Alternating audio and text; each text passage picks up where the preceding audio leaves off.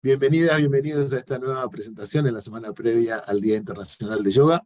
Continuamos con estas actividades que son transmitidas por Zoom y por YouTube y que luego compartiremos también en el canal de YouTube de la Agrupación Nacional de Instituciones de Yoga.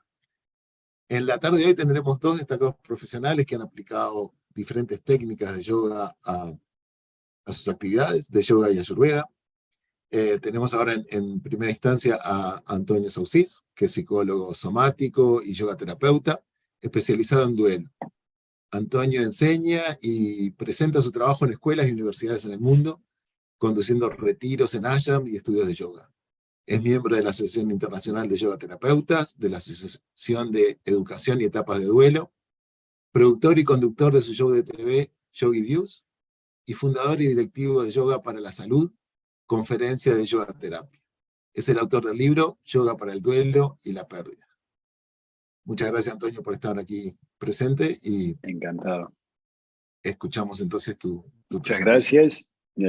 Muchas gracias a ti, a ustedes y a las agrupaciones e instituciones de yoga que me convidaron, me invitaron aquí. Es un placer para mí hablar de las cosas que he estudiado y que he podido desarrollar. Y bienvenidos a todos, aquellos que están en este momento y aquellos que vendrán luego.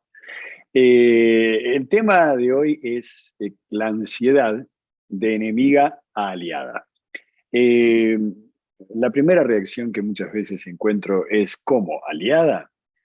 Sí, aliada. La ansiedad es un sentimiento vital muy importante y en parte nuestra evolución ha dependido, en parte ha sido impulsada por la ansiedad. Si no fuera por ella no estaríamos a donde estamos.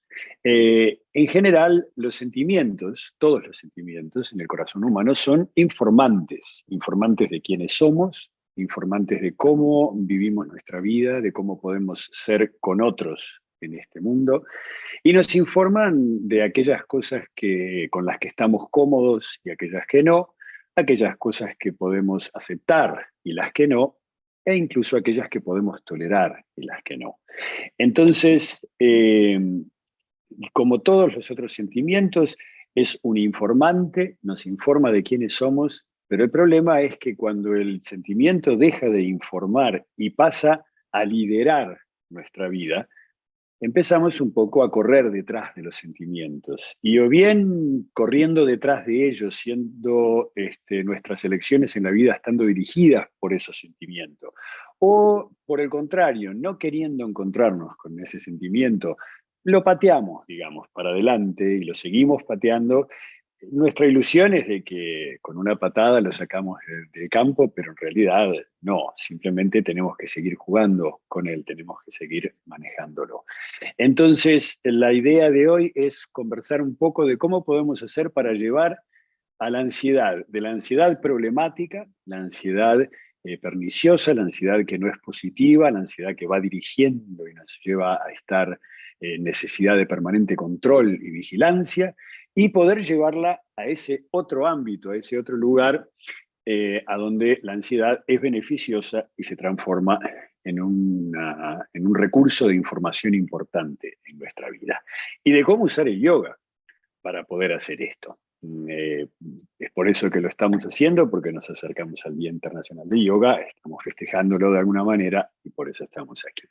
Entonces, empecemos por definir la ansiedad. La ansiedad es el miedo de ser incapaz o de no tener recursos suficientes como para enfrentar una circunstancia o un evento que es inminente. En este momento es un sentimiento imperante en el mundo, porque por un lado estamos saliendo de la situación del COVID, para que por suerte encontramos aparentemente algunas vacunas, y con el cual todavía estamos descubriendo lo que va a suceder, pero a lo que voy es a que, por ejemplo, sabemos que estuvimos en un momento asustados, pensando que no teníamos recursos de cómo pararlo, que no estábamos, que éramos incapaces de cómo contenerlo. Descubrimos algunas vacunas, pero por otro lado ahora tenemos una cantidad de efectos de largo plazo que estamos recién empezando a conocer.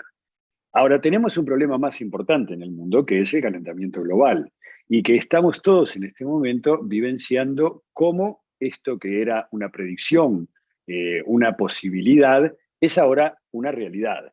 Y como comprenderán, tenemos vacuna para el COVID, pero vacuna para el calentamiento global no hay. Entonces, no solo estamos temerosos de que no podamos enfrentar un mundo que se está calentando, en realidad sabemos que no lo podemos enfrentar del todo exitosamente.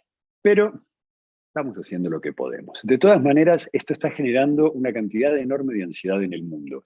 Y en todos los países y en todos los estratos sociales y a todas las edades, pero particularmente los adolescentes, están teniendo una cantidad importante de ansiedad y la ansiedad está empezando a dejar de ser el informante que está destinada a ser para transformarse en este esclavizador sentimiento que nos lleva un poco de la nariz. Tal vez podemos decir que la ansiedad, si pensamos en un semáforo, la ansiedad es la luz amarilla del semáforo. La ansiedad nos indica la posibilidad de que algo suceda. Y entonces, en ese caso, tal cual como sucede con la luz amarilla, nos permite estar preparados. Está la luz amarilla, puedo decidir si cruzar o no la calle. Y si estoy en la mitad de la calle, puedo decidir si volver para atrás o apurarme e ir hacia adelante. Pero indica la posibilidad del peligro, no la presencia del peligro en sí. El problema para nosotros es cuando transformamos la ansiedad de una luz amarilla en una luz roja, en una luz que indica exactamente peligro. Y para entender el problema que podemos causarnos, imagínense que en una casa suena una alarma de humo y nosotros agarramos las cosas más importantes y salimos corriendo. Bueno, eso es lo que permite que el humo que venía del horno, porque estábamos haciendo una torta y la torta se quemó, ahora se prenda fuego y toda la casa se prenda fuego. Porque la alarma de humo no es una alarma de fuego, son dos cosas distintas. Entonces, el problema es el mismo en el ámbito humano. Si nosotros transformamos la ansiedad, que es una luz amarilla que nos indica que algo puede suceder, en una luz roja que nos indica que algo está en peligro, que estamos en verdadero peligro, ahí es como entramos en este problema, ahí es como transformamos, y por eso es que ahora estamos hablando de cómo volverla al aspecto positivo. Entonces, ¿cuáles son los aspectos positivos de la ansiedad? Para contestar esta pregunta que tanta gente me hace, de ¿qué estás hablando de que la ansiedad es positiva? Bueno, la ansiedad es beneficiosa porque es un sentimiento vital. En principio es una señal de alarma, y esta señal de alarma particularmente para los mamíferos, en todos los animales, señala una posibilidad de daño, de privación y de fracaso sexual sobre todo. En animales sociales también señala la posibilidad de abandono o de aislamiento, de que nos dejen. Y en los humanos particularmente, también indica o señaliza la posibilidad de una pérdida de estatus o de estima. Ahora, en realidad, sin la ansiedad estaríamos muy mal preparados como animales. Y todos los cambios reales previstos, ya sean imaginados o en la realidad, generan cierta ansiedad, que es lo que nos permite prepararnos, que es lo que nos permite capacitarnos para enfrentar lo que está por suceder. Particularmente en cuanto a las señales beneficiosas de la ansiedad, nos señala la necesidad de autoaceptación. Cuando, por ejemplo, somos demasiado autocríticos. O por otro lado, también nos indica la necesidad de autocuidado cuando necesitamos, por ejemplo, dormir o comer mejor o hacer ejercicios o practicar la autocompasión o el yoga. Y también nos indica aspectos relacionales, cuando las relaciones que tenemos en la vida necesitan atención o tal vez cuando necesitan reparación. En base a esta forma normal de la ansiedad, hay distintos tipos de ansiedad. Y algunos son, por ejemplo, la ansiedad temperamental, que es una ansiedad con la que nacemos. Tenemos un tono ansioso, una forma de ser que naturalmente propensa a la ansiedad. También puede ser situacional, y es la ansiedad que aparece cuando, por ejemplo, tenemos que rendir un examen, o cuando tenemos que dar un examen para conducir, o cuando tenemos que hablar en público, en una conferencia, o cuando, por ejemplo, tenemos una primera cita con alguna persona que estamos interesados en salir. Y también puede ser ansiedad sintomática. La ansiedad sintomática se refiere a trastornos emocionales, como por ejemplo el estrés o el agotamiento de los recursos físicos, como estar muy cansado o estar hambriento o sentirse enfermo. Esto es en cuanto a la parte positiva de la ansiedad. Ahora, cuando la ansiedad se transforma en una luz roja, tenemos ciertas características de la ansiedad que se llama problemática, que, por ejemplo, incluyen el permanente escaneo, el tomar una cantidad de información superficial, que en realidad no es esencial, es superficial, y entonces dificulta el poder enfocarnos y aumenta muchísimo la tasa de errores cuando cometemos una cantidad de errores. También puede producir pensamiento acelerado. El pensamiento acelerado es un pensamiento muy rápido que sobrepasa la habilidad del cerebro de testear, de probar la realidad. Entonces, antes de pensar, ¿pero esto es posible o no?, ya el pensamiento va directamente a la ansiedad y sobrepasa esa posibilidad de testear la realidad. También el pensamiento circular, que nos lleva a pensar las mismas cosas una y otra vez y a plantearnos el problema nuevamente y que no podemos hacerlo y otra vez. También incluye la vergüenza, pero la vergüenza personal, esa vergüenza que uno puede sentir de sentirse juzgado, de estar preocupado por cómo me van a ver, cómo me van a considerar.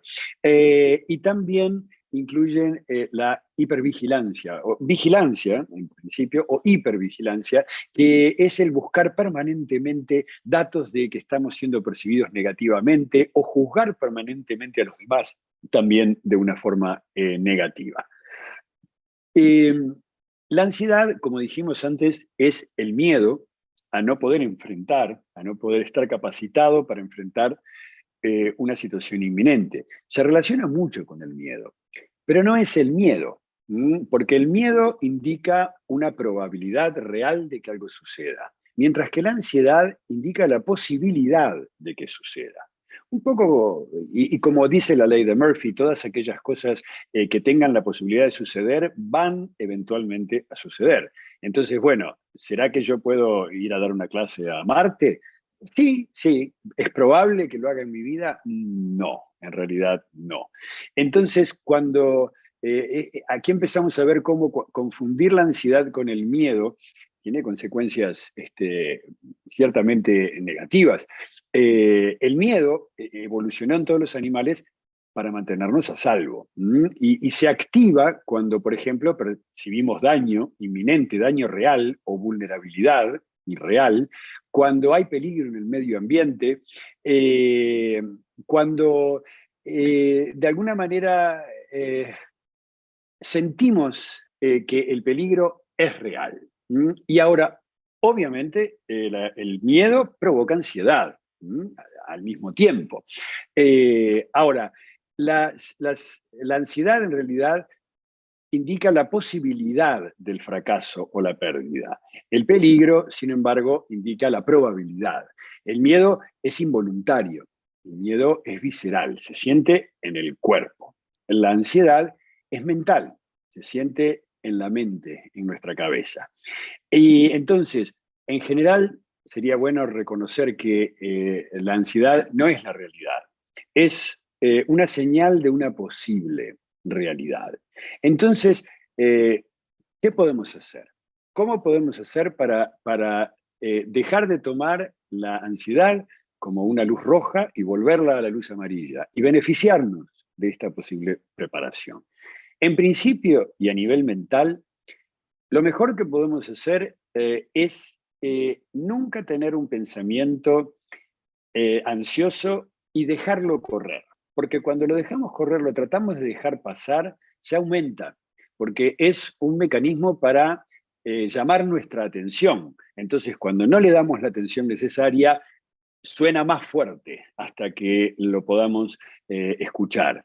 Entonces, para diferenciarla del miedo, frente a una situación de ansiedad, uno puede primero preguntarse, ¿está mi vida en peligro, sí o no? Y ustedes van a encontrar que en realidad muy pocas veces la ansiedad corresponde a situaciones de vida o muerte. La otra pregunta es, ¿está mi integridad comprometida? ¿Mm? Esa es otra forma en principio, encontrar estos pensamientos ansiosos y preguntarnos, ¿está mi vida en peligro? ¿Sí o no? Si no está, entonces lo ideal sería enfrentar a la ansiedad algunas probabilidades, algunos probables eventos o probables recursos que podamos encontrar. Entonces, a lo que me refiero como ejemplo es, digamos, estoy nervioso porque tengo que dar una charla y no tengo seguridad de que tengo todos los elementos que necesito. Bueno, muy bien. Entonces, si esa situación sucede, puedo obviarla, seguir para adelante y tratar de dar toda la información que pueda. Puedo declarar que no tengo toda la información o puedo declarar que no tengo toda la información y comprometerme luego a ofrecerla si fuese posible. Le estoy dando al pensamiento ansioso por lo menos 3 probabilidades con recursos que me puedan ayudar, que me puedan asistir en transformar la ansiedad. Y esto es a nivel mental, y lo importante es que como la ansiedad es mental, tenemos que encontrarla, tenemos que enfrentarla con pensamientos. Y tantas veces como aparezca, tantas veces nos tenemos que volver a plantear esos recursos que hemos planteado. Si voy a tener una cita y estoy muy nervioso porque puede que la persona no guste de mí, bueno, si la persona no gusta de mí, entonces yo puedo aclararlo y seguir adelante. Puedo también, si no, preguntar por qué y también puedo invitar a la persona a vernos en algún otro momento para tener una segunda oportunidad.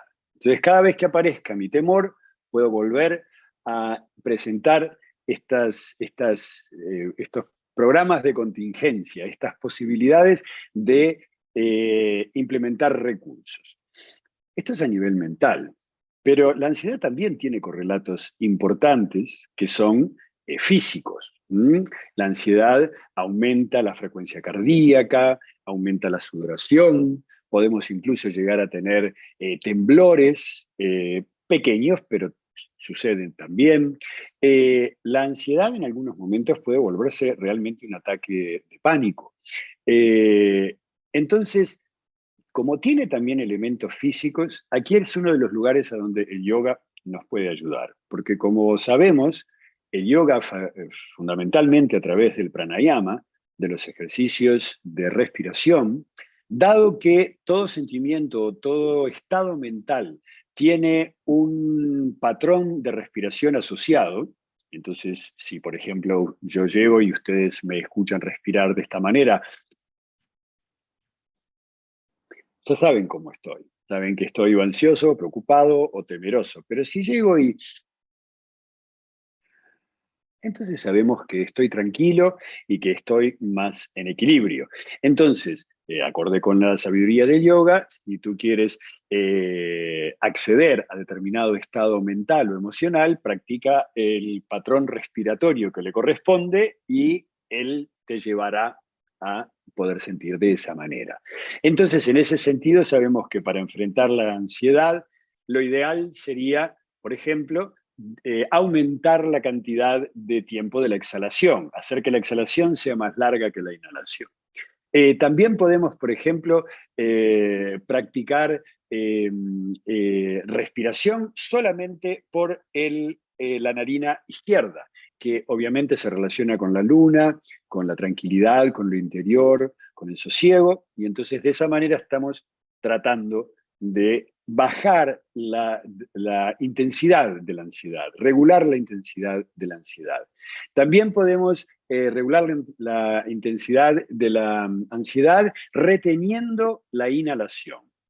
Inhalando y contando 3 tiempos para retener la inhalación y luego exhalar.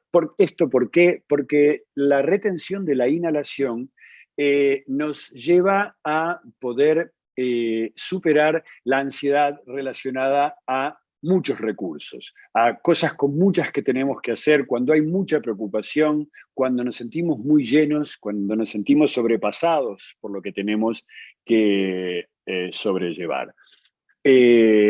Por otro lado, también podríamos, por ejemplo, practicar distintas posturas, como el jinete o como la vieja y querida Pawan Muktasana, en la número 1, donde movemos todas las articulaciones una a una para abrir el flujo de energía vital, pero entonces allí deberíamos de poner particular atención en las rodillas, en los codos y en los hombros.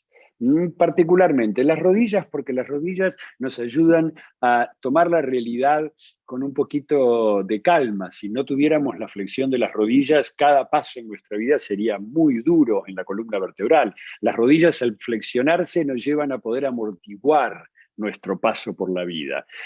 Los codos, ¿por qué? Porque los codos se relacionan a la ley de atracción y de repulsión. Imagínense que si no fuera por los codos, todo lo que viene a nosotros vendría directamente y nos golpearía directamente. Pero los codos nos permiten modular cuánto recibimos, cuánto atraemos y cuánto queremos dejar ir. Los codos nos permiten también lidiar con los límites, porque tal vez con una persona esta parte de ti puedo tomarla y esta te la llevas tú, y con la otra persona lo contrario, esta parte me viene bien, pero esta parte no quiero lidiar con ella. Los codos tienen esa simbología a nivel psicológico. Y los hombros tienen la simbología de el poder. Si ustedes piensan en Batman, en Superwoman, todos tienen hombros grandes, no tenemos héroes poderosos con los hombros enjutos y chiquitos. Entonces los hombros tienen el poder de acarrear el peso del mundo en los hombros, de poder darle a alguien la capacidad de recostarse en nuestro hombro y recibir ayuda, recibir apoyo.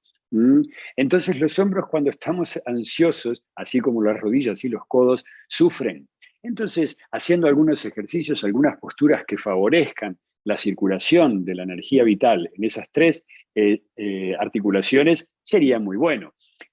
Hay otros ejercicios también, como por ejemplo Tratak, el poder llevar, por ejemplo, mantener el dedo de la mano derecha en la misma línea de visión, con, por ejemplo, ahora la cámara, pero alternar el foco, primero a veces en el dedo, luego en la cámara, y luego volviendo al dedo, y luego yendo a la cámara.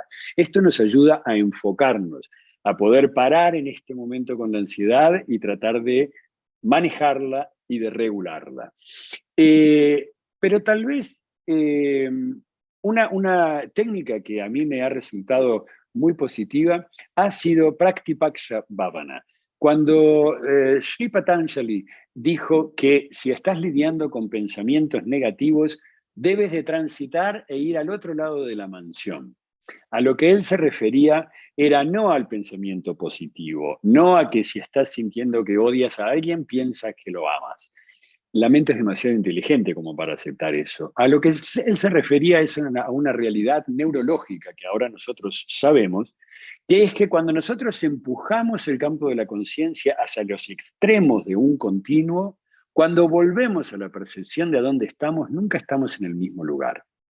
O sea, si nosotros pensamos que tenemos frío y nos imaginamos que estamos desnudos en la nieve, y ahora nos imaginamos que estamos en el Caribe, donde el agua está tan caliente como el aire, cuando volvemos a ver cuánto frío tenemos, nunca la percepción es la misma.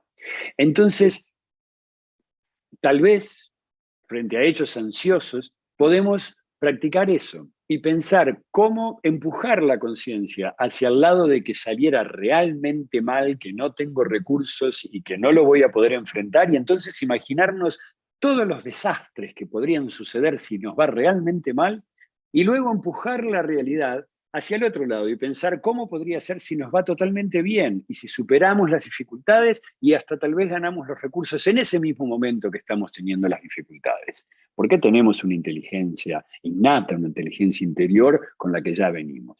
Cuando volvamos a ver cuán ansiosos estamos, seguramente la percepción de la ansiedad no va a ser la misma.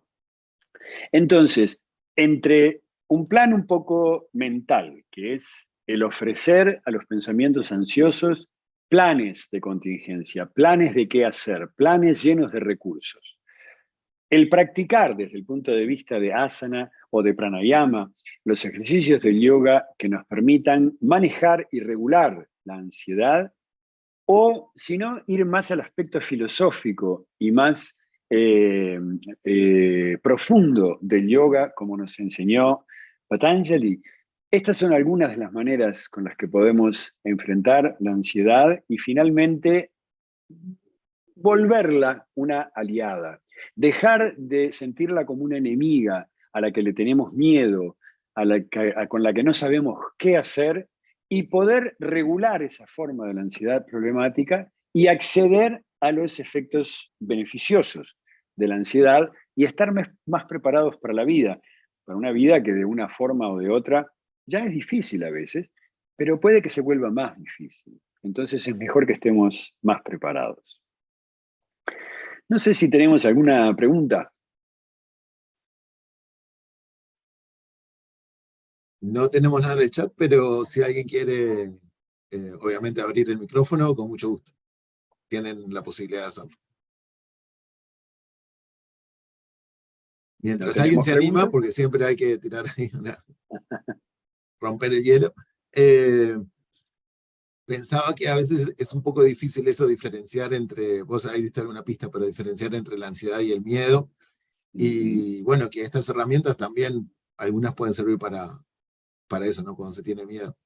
Pero capaz sí, que algún detallecito más de eso, sí.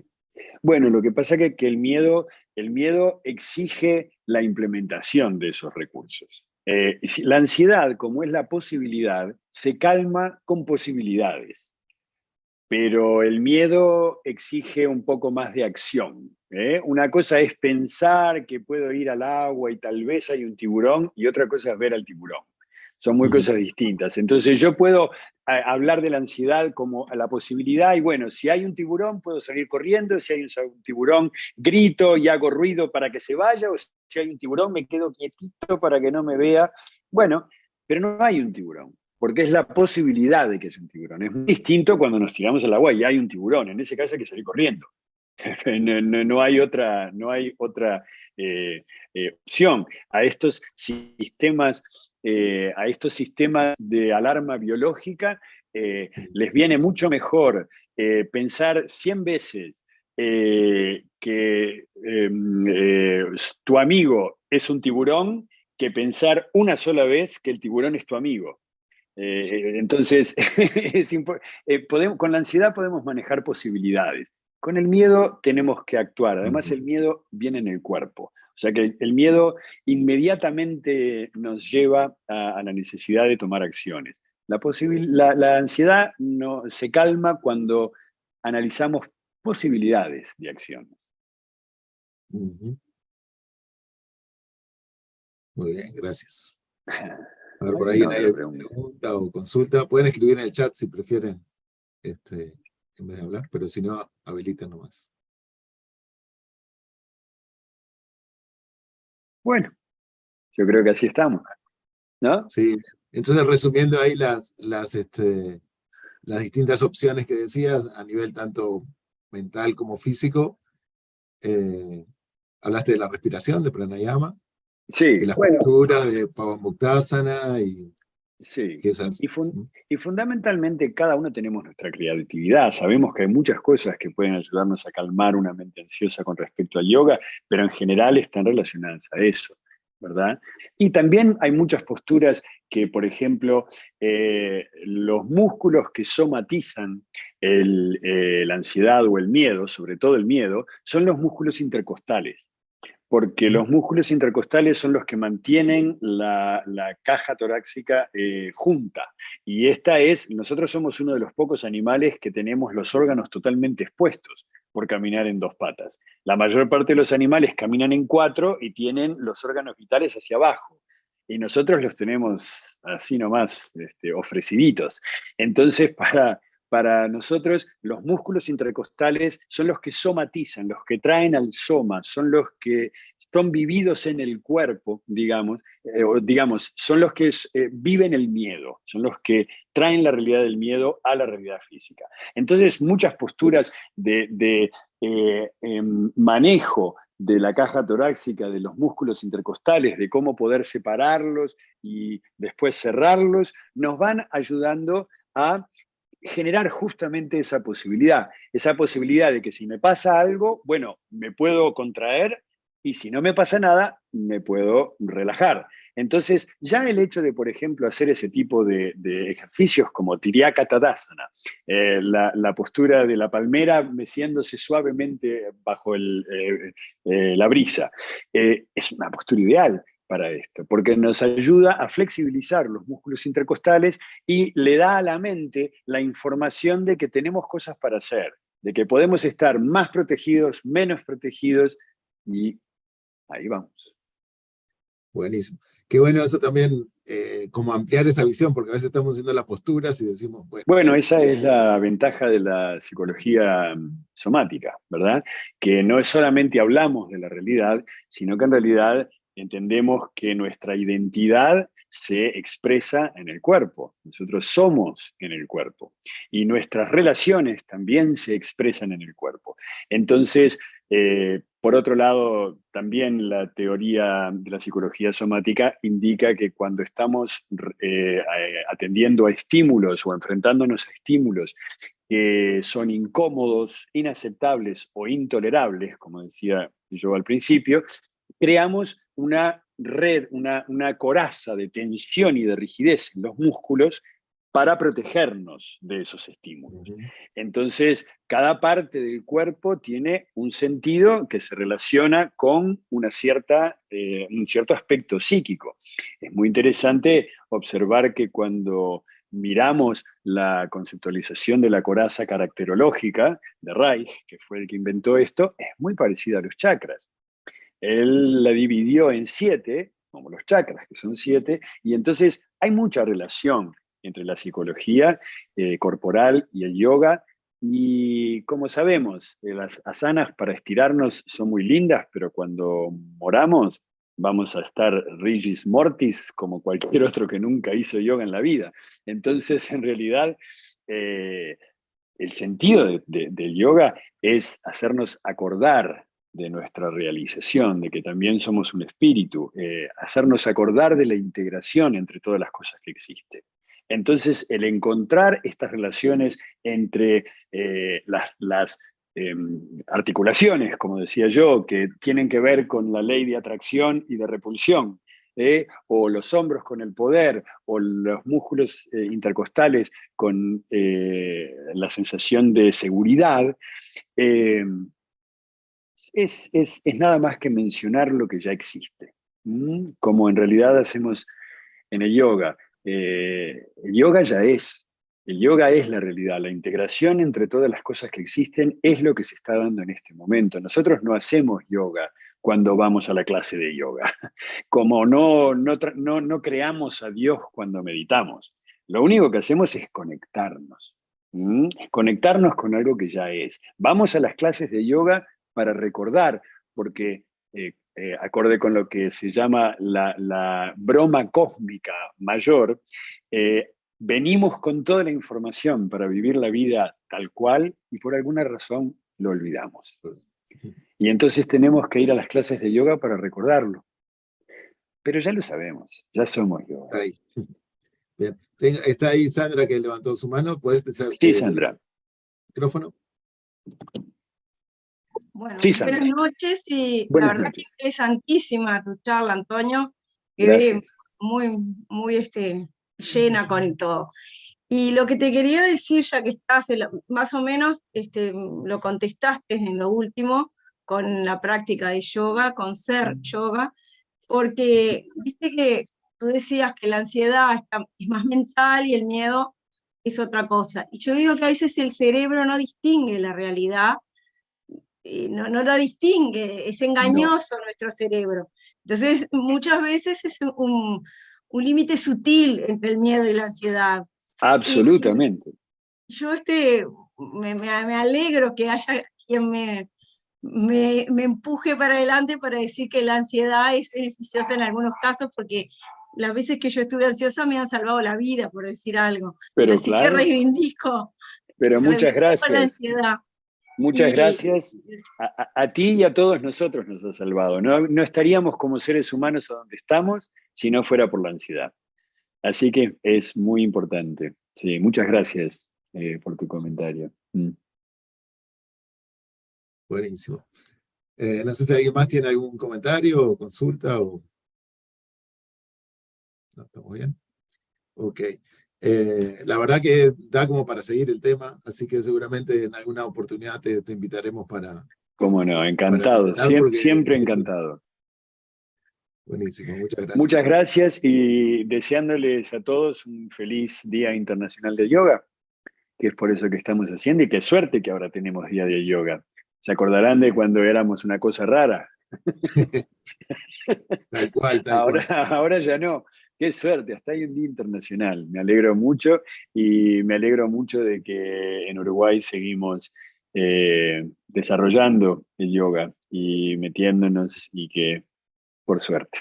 Así que muchas gracias por haberme invitado y a disposición cuando sea el momento. Buenísimo.